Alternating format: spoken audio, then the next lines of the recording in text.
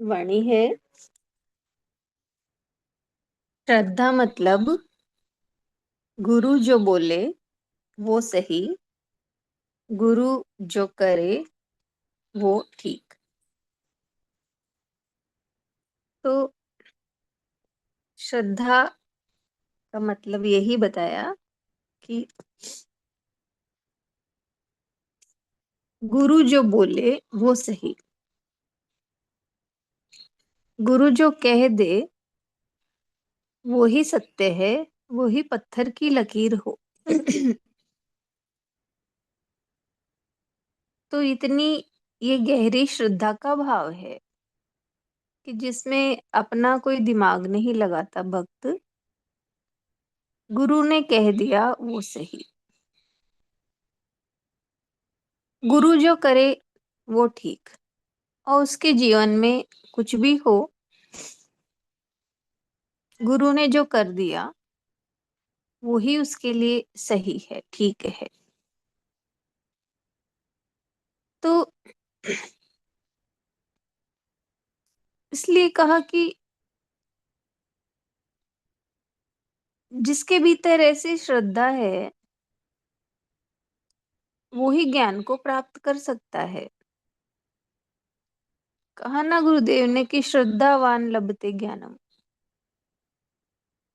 बिना श्रद्धा के ज्ञान गुरुदेव भी तो मनुष्य ले नहीं सकता।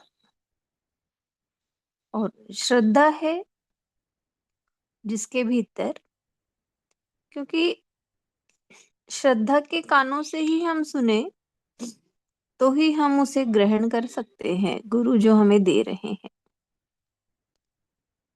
और बिना श्रद्धा के कानों के हम कुछ नहीं सुनते, गुरु के समीप बैठकर भी। इसलिए श्रद्धा का भाव ऐसा है कि गुरु जो बोले वो सही और गुरु जो करे वो ठीक। जैसे एक शिष्य, एक व्यक्ति ने को गुरु करना था उसे कि गुरु मुझे अपना ले। तो वो खड़ा रहता है, उधर से ही थोड़ी देर में गुरु निकलते हैं। तो वो गुरु यही कहते हैं, हट जा।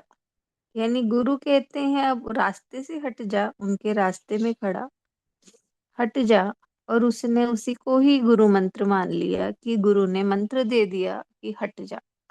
तो वो हर चीज से हटता चला गया और ज्ञान को उपलब्ध हो गया। तो वो गुरु के प्रति श्रद्धा थी, तो गुरु के एक शब्द ने उसके जीवन को बदल दिया। इसलिए कहा गुरु मतलब श्रद्धा मतलब गुरु जो बोले वो सही, गुरु जो करे वो ठीक।